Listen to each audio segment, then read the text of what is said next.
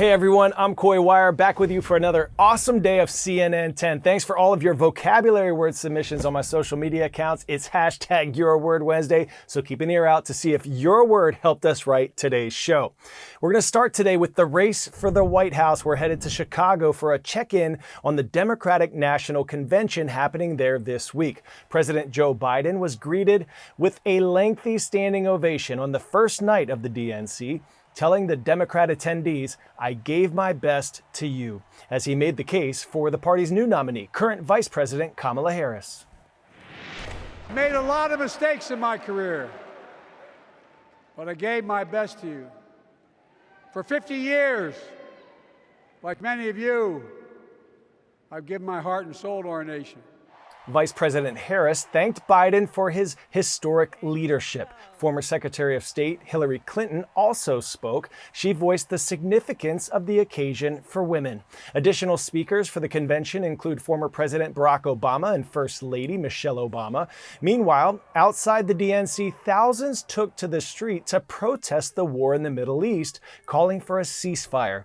Dozens of protesters even broke through a security fence.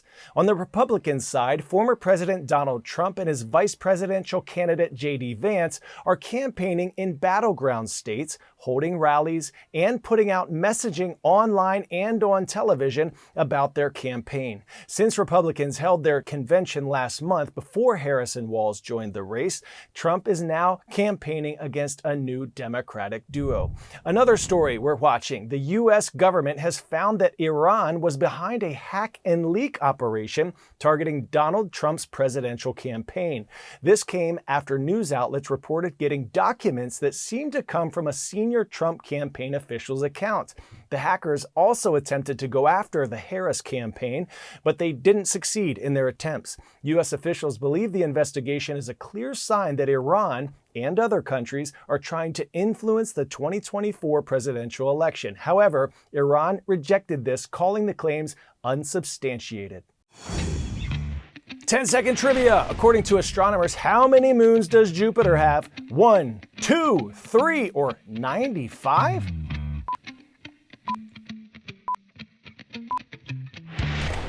The current count is 95 confirmed moons for Jupiter, including the largest moon in our solar system, Ganymede, which is larger than the planet Mercury. Scientists have been studying Jupiter's moons for decades, sending probes to peruse them since the 1970s. After discovering some of these moons have actual oceans under their icy surfaces, the European Space Agency and NASA want to know, can these celestial bodies support life? Well, the JUICE mission, named after the Jupiter Icy Moons Explorer spacecraft, is going to use some pretty cool physics to perform the first double gravity assist maneuver. This week, the spacecraft will use Earth's gravity to slingshot towards a Venus flyby in 2025, and putting it on track to scope out Jupiter and its moons by July of 2031. Jupiter has 3 moons with oceans underneath their icy shells. They're called Ganymede, Callisto, and Europa. Earthlings have been curious about these moons and their potential to house life for a long time. NASA first sent probes in part to get a closer look in 1977. Jupiter is a gas giant. That means it doesn't have a surface. It's a swirl of gases that condense into a smoldering ocean of hydrogen at its core. It's very similar to our sun in this way, but unlike the sun, it doesn't fuse hydrogen atoms into helium to create energy and heat. Now back to those first NASA probes. They observed long lines and dark spots on the moon Europa. Typically, moons have cratered surfaces, but these images tipped scientists off that there might be an ocean beneath Europa's icy exterior. In 1996, that theory was confirmed when the Galileo spacecraft reached Europa. It was the first ocean discovered on another planet. Then in 2012 and 2016, the Hubble Space Telescope showed water plumes erupting from the warmest parts of Europa. Scientists don't know much about the plumes, but if Europa has water and elements like carbon and hydrogen, it could mean that microbial life once formed there, or even still exists. New segment. Did you know that a 400-ounce gold bar is now worth $1 million?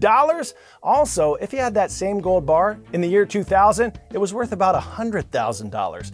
Gold is now worth $2,500 per ounce, and high gold prices can be a sign of economic uncertainty.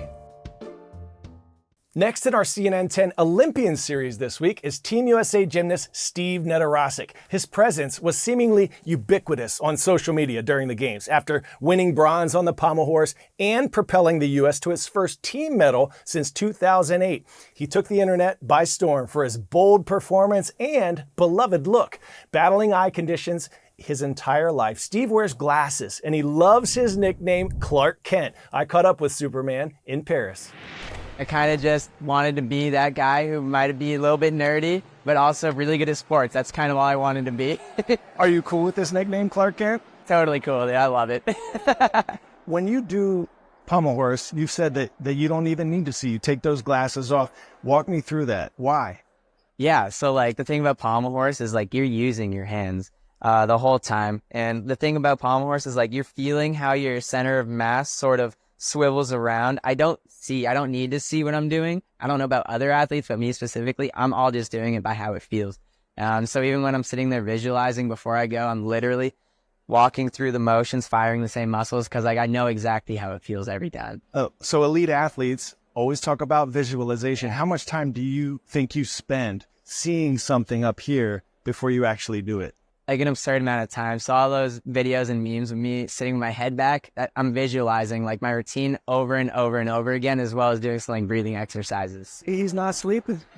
You're not up there. I'm wide awake. I'm processing everything. That's fascinating. What's your message out there to the little kids who might be dealing with an eye condition and maybe their hopes aren't as high because they don't think that they can perform at an elite level? Yeah, well, I mean, I'm here. I made it up to this point. I think that anybody can do it. As long as you have a dream and you're willing to put in the work to do it, I think anyone can achieve it. I know you are a really quirky dude. And I say that in the most endearing way. Appreciate it. I think that's awesome. What are some of your like maybe hidden talents or things that people might not know about you? Well, everyone knows about the Rubik's Cube at this point, but I'm also like a 1300 in chess, which is like top 10%. I'm proud of it. All right, I'm proud of that. I'm also like play a lot of Rocket League. I'm top like 1% in that game. So like I actually play an absurd amount of it, but that's another one of my hobbies. I love that. All right, speaking of that, we have one. Oh, baby. So we're going to see if you can set a new world record in the Rubik's Cube. I'm going to mix it up for you. And we're going to see if it's real or was that AI generated we've been seeing on social media. All right, let's time them up here. You ready? All right, fair warning. All right.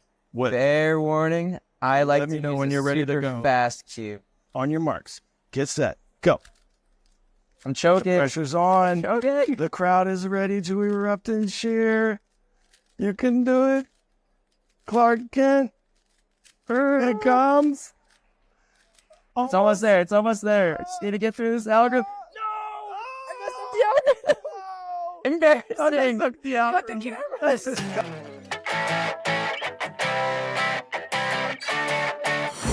On your marks and get set for today's story, getting a 10 out of 10. It's absolutely dynamite. Emerald Downs Racetrack in Washington State was home to the 7th annual T-Rex World Championships last weekend. Thousands of people showing up to see folks from across the country sprinting in inflatable dinosaur costumes. There were kid divisions, men's, women's, even an age 50 plus category. And no dinosaur losers here, just fun times, long strides, and lots of short arms reaching for a chance at Jurassic glory. All right, dad joke alert. Why can't you hear pterodactyls go to the bathroom? Because the P is silent.